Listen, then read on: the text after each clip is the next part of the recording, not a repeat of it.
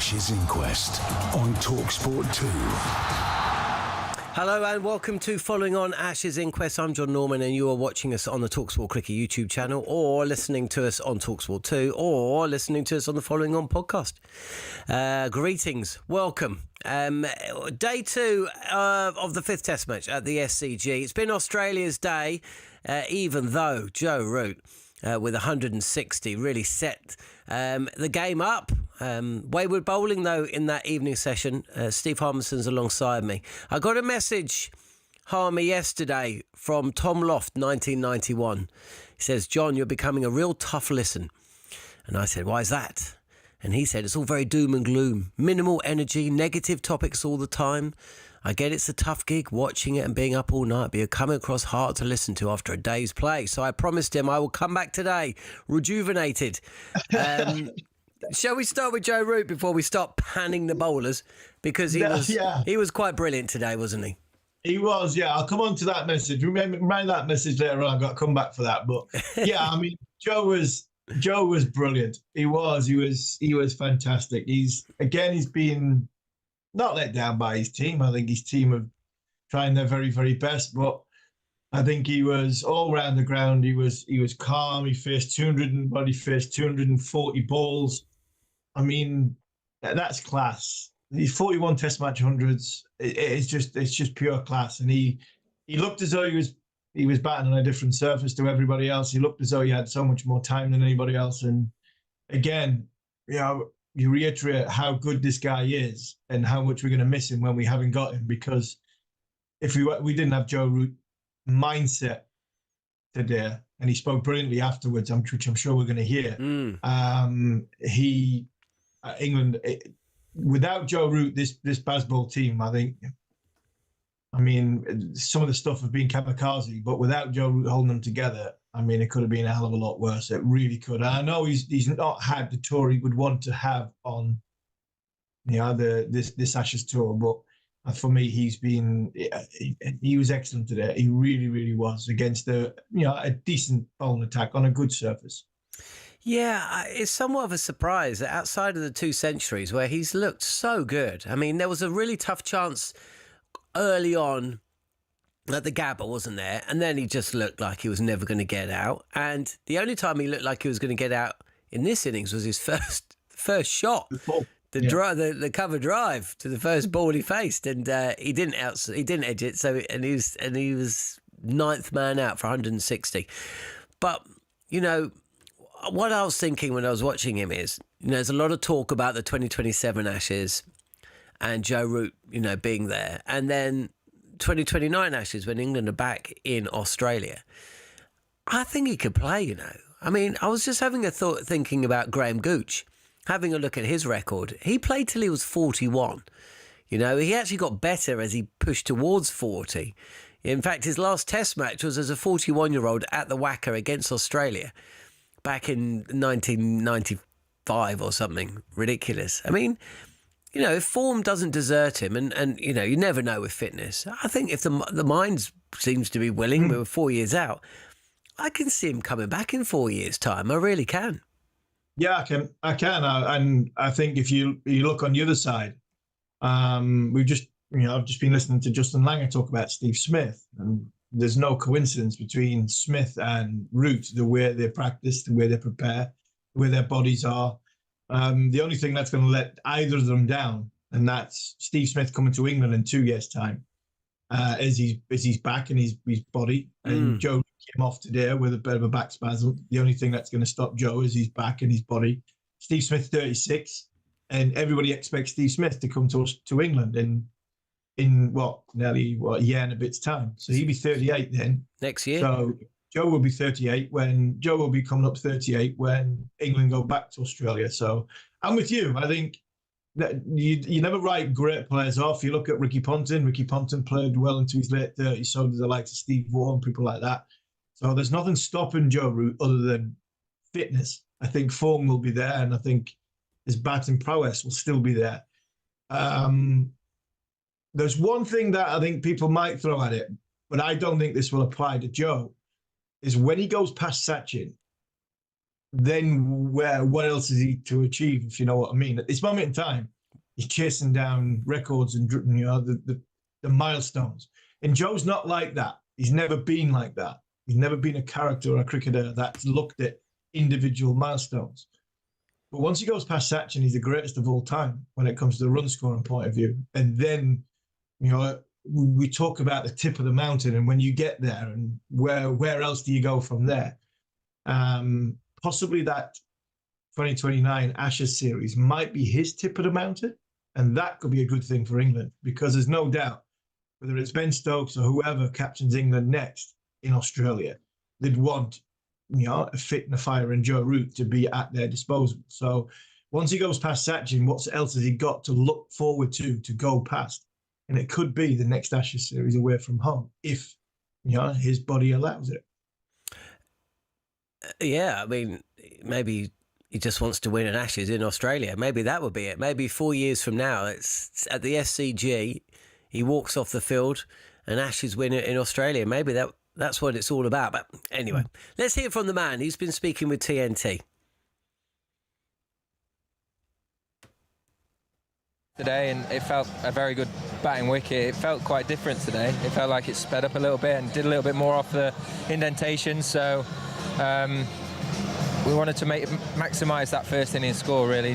Here in particular, when you see it crack like that and didn't like that, could be a lot of uneven bounce throughout the rest of this game, and things could deteriorate quite quickly at some point. So making the most of that first innings was always going to be important. And once that partnership was broken with Brookie, it was about me trying to, about the majority of the time, build another couple of partnerships to get us up to a really good score, and thankfully managed to do that for a while. Might be a question out of the box, but if you're talking to all the kids out there and you've just come off one of another great Test hundreds, if you could say 2 or 3 things to the kids out there, what makes that innings? What would you take out of that innings which made it so special? I think without overcomplicating it, first and foremost is just being really, really good at watching the ball for long periods of time, but having a good indication of what your strengths are, and trying to maximise them as often as possible. Understand where you might be vulnerable and limit that if you can, and that might be where you stand on the crease, or get deep, get further out. But ultimately, trying to get yourself in a position before the ball's bowled where you can maximise your scoring potential and limit the risk. The one thing I always admired about your batting, which I haven't seen anyone else I played, is the rhythm. The rhythm of your batting is unique, and it makes it looks so easy. Can you teach that rhythm? I work hard at it. How do you do that? I think more than anything is trying to get consistency within what you're doing, and obviously when you get different bowler types, different angles, it can be quite tricky. So it's finding a way to try and replicate that depending on the different challenges that are presented, right? And I spent a long time in the lead up to this game trying to find that. I spent a lot of time I use my arms quite a lot to try and get some sort of flow there and feel like I'm not the most brutally strong bloke. You look at me and too bad. He tends to that's right.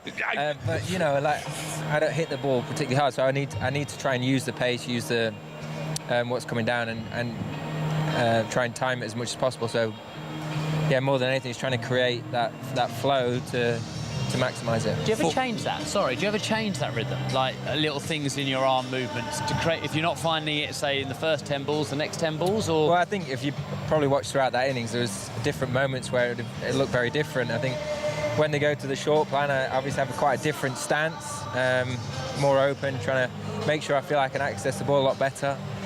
And my hands are a lot higher, so I guess it's more about trying to manage the bounce in that instance. Whereas, if you feel like more of the threat is around the top of our stump, I might have a slightly different, so it might be a little bit lower. I feel like I've got really good control over. I'm not throwing my hands at the ball at pace, and I can play it nice and close. Wow, that was amazing. I mean, you could hear Alistair Cook, who scored a couple of runs himself, genuinely asking Joe Root questions about batting. I mean, big thanks to TNT for that, by the way. And Langer. Oh, and Langer, I know. I mean, it's crazy, right? I mean, that was phenomenal. But you know what, homie? Sorry, before you jump in, a couple of things. Firstly, that is considering what you said about Jacob Ethel's dismissal yesterday, which was picked up on and was so good. If you haven't heard Harmy talking about Jacob Ethel's dismissal yesterday, go back to the show and just listen to the technical breakdown of what happened there. But you know, there's a difference between the Joe Roots and Alistair Cooks and, dare I say it, the Justin Langers of the world, and the Zach Crawley, the Ben Ducketts, the Harry Brooks, even the Ben Stokes to a point. And this isn't a criticism, but it is a difference. And I'd be interested to see what you think about this. But they, as batters, seek to answer the questions that are being asked of them by the bowlers. And I think those other batters that I talk about flip that round. They're not interested in the question, right? It's not about what the bowler's asking them. It's about them, what they are going to do to the bowler. And I think that is a huge change. That's a huge difference in the mentality, you know. And look at the stats. I mean, look at the stats. Joe Root's number of runs, Alistair Cook's number of runs, Justin Langer's number of runs. I don't know. I've just thought of that. I don't know if it's true or not. Yeah, I mean, but the big takeaway from that is, I mean, somebody's got it right and somebody hasn't got it right. And the guy that's got it just spoke about it so brilliantly and articulately. I mean, Joe Root will never throw anybody under the bus, but if I'm listening to that going, he's basically sent a message to his dressing room going, this is how we play Test match cricket. You're just saying there, and there's all this sort of run towards the danger and hitting bowlers off their length and try and put pressure on the bowlers. I mean, the greatest player of all time is telling you how he goes about and what his processes are. And somebody's got it right and somebody's got it wrong. And I think the man with 13,500 runs, who's just explained it brilliantly, standing next to somebody who's got 12,500 runs and 8,000 runs, who had the same mentality and the same mindset around a table, they seem to be in the minority. But they're the ones that seem to be able to get the runs. So you're right, where you look at Joe Root picking his bat up, talking about, you know, elevating, the scoring options to the sort of risk options, you know, how he picks his bat up against the short ball tactic, how he picks his bat up against the bouncy pitches and all that stuff that goes with it. We seem to have, like I mentioned yesterday about Jacob Bethel and number 3, we didn't even when you looked at Bethel yesterday, he didn't even move his stance or his eyes position from an over the wicket bowler to around the wicket bowler, or around the wicket bowler to an over the wicket bowler, and you see the sort of consequences that come for Bethel. So, I mean, it was a fascinating interview. As soon as I heard it, I was on to Scott to say, look, we need this for further down the line, because that's a timeless piece. That's a timeless conversation between what I would say is, you know, a very, very good opening batter in Justin Langer, world-class opening batter in Sir Alistair Cook. You could argue they're both in the same category, and the greatest batter that's arguably played the game because he's going to go past Satcher. And this is a 5-minute conversation talking about the art of batting, which is perceived to be, you know, a dinosaur way in the modern day of cricket. Cookie talked about the way Jamie Smith got out, and that's the way we play. Well, that's the way Joe Root plays, and he's got the numbers to prove it. And without throwing them under the bus, because he's not doing that, he just explained how not easy, but how the outlook of Test match cricket needs to be looked at, as opposed to what England look at it at the minute, and Australia, and South Africa, and many other teams around the world. So no, I thought it was a fascinating piece, and something that we didn't hear. Graham Swan said it literally 10 seconds later. He said, franchise cricketers, experienced players goes back into franchise cricket, and they go there and it's a hit and giggle and not interested. And he said, working with the Trent Rockets, Joe Root still hits the same amount of balls, still has the same mentality, still has the same mindset, and he is still the senior cricketer that everybody expects him to be, even going back into the franchise world. That, for me, tells you everything about the man. Right. That's the first 15 minutes of the show done, and we've been very positive, right? Positive, yeah. Can we talk about Jamie Smith? I mean, look, the shot, everybody's talking about that shot. It was bad, right? There's no getting away from it. it was an ugly innings. You know, he could have been out. It was caught from a no ball, and then he edged kind of up and between keeper and slip, and he could have been out on another 2 occasions before he was then out for that dismissal.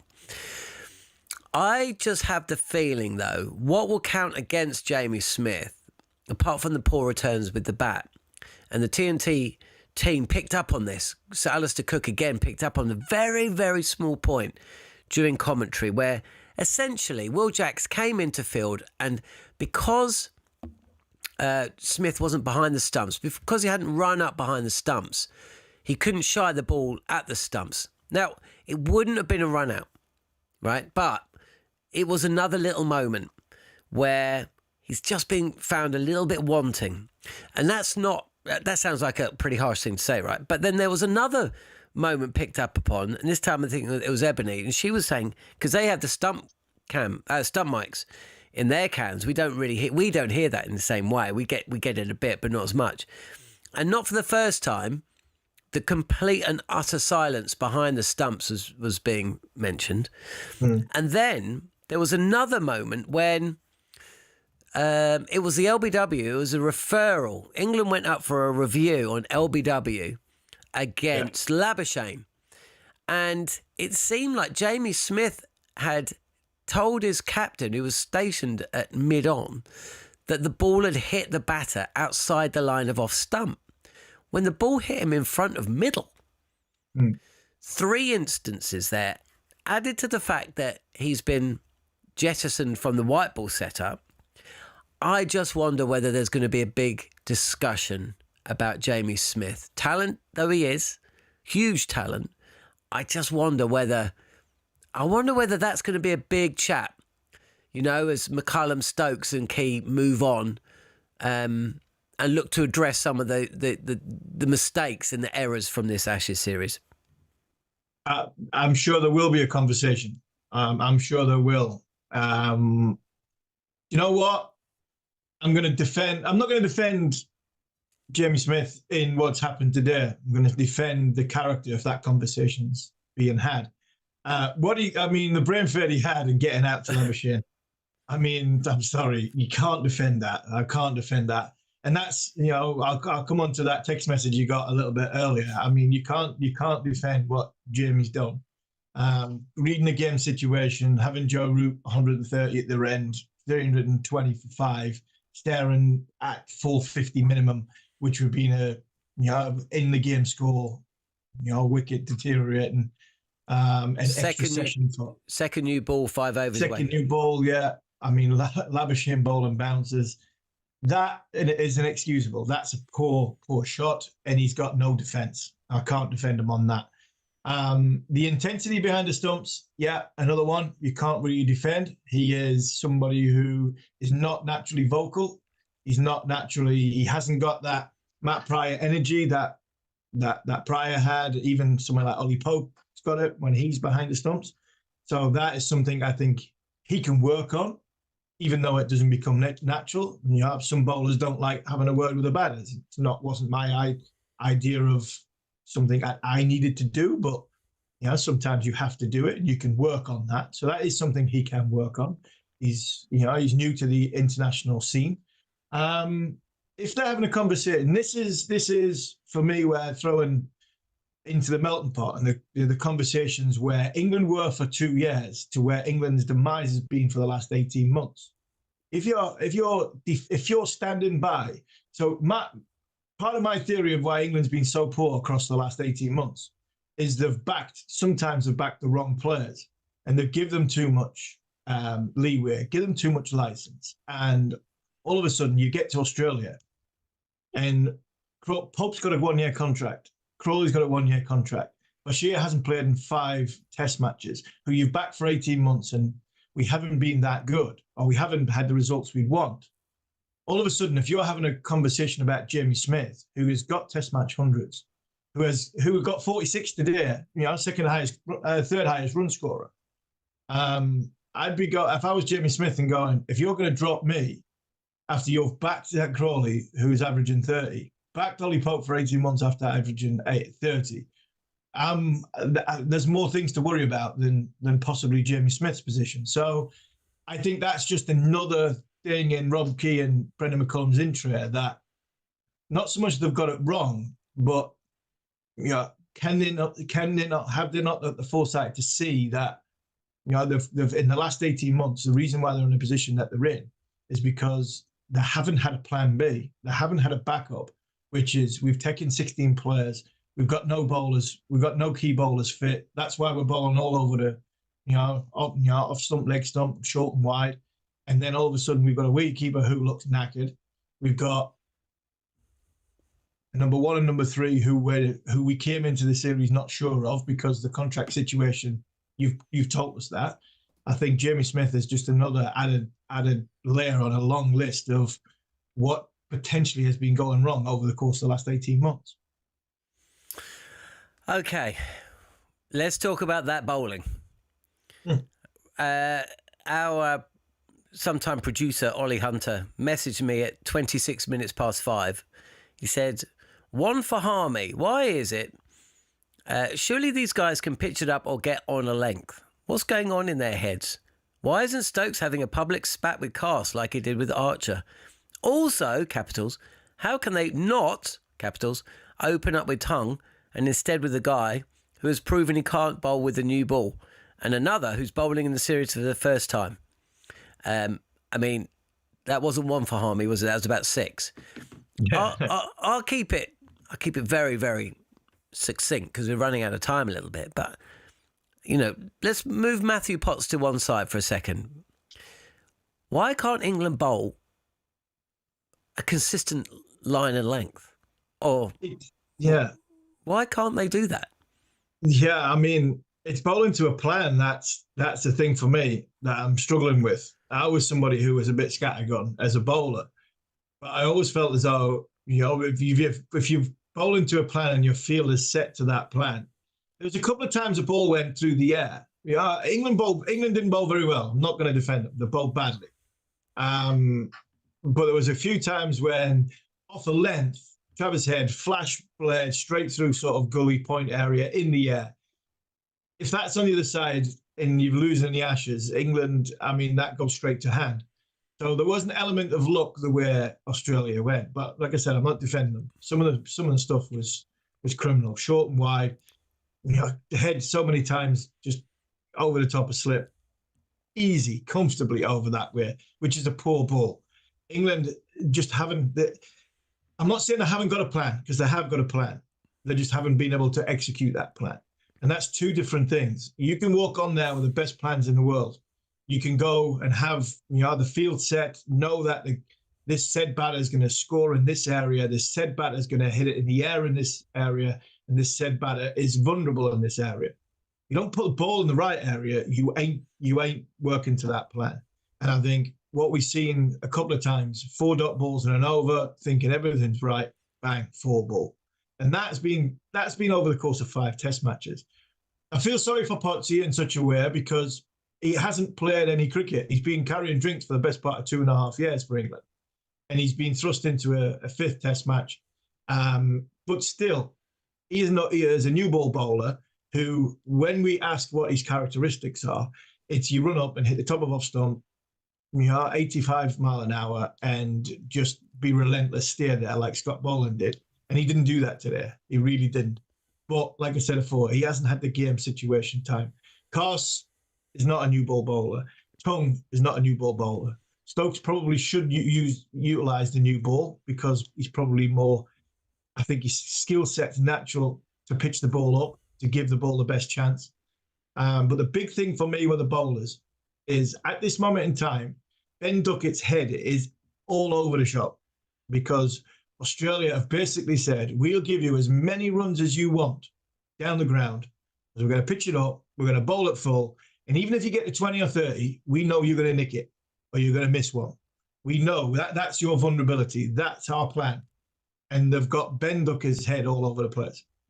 Now, we know that Travis Head only scores square of the wicket and behind square when he's being really ultra aggressive. He started that in Perth, and he's 91 not out in the 5th test match in Sydney, playing exactly the same way. Yeah. That tells you the difference between the two sides. That Ben Duckett, the way Australia have bowled to their plan, have got Ben Duckett opening batter, head all over the shop. And England have bowled to their plan, which has been all over the place. And Travis Head is still scoring in the same areas from the first Test match when he's had England on toast. So that's it for me when it comes to the bowlers. England have had a plan, but they haven't been able to execute it. But you can say that about the batters as well. Okay, Harmy, we've got 2 minutes. Can England take 18 wickets in 3 days? And do you see this pitch changing? Because Joe Root was of the opinion that it actually could change quite quickly. Yeah, I think it'll change very quickly. I look at this surface and think back to that 2002-3 game when we played in Caddick, got 7 for in the second innings. I mean, that pitch was a good pitch for the first 2 or 3 days, and then it had cracks in it like you'd not believe.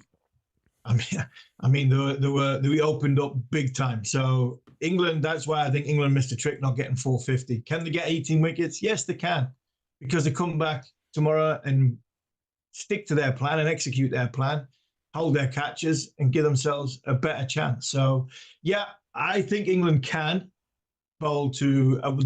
They've got to bowl better, and they can get 18 wickets. And I do think this pitch will change dramatically. And I think the actual hit the deck bowlers, could be a bit of a handful if the pitch cracks and opens up. So, I mean, I just want to come back to that message you got right at the very start. Yeah. And all doom and gloom and everything that comes with it.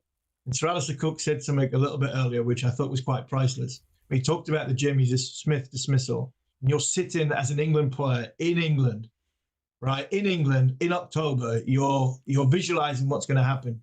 And if somebody had said to you in Sydney, England be 320 for 5, Marnus Labuschagne bowling bouncers, with Joe Root 130 and Jamie Smith 46 not out, you would think England were winning the Ashes or had won the Ashes.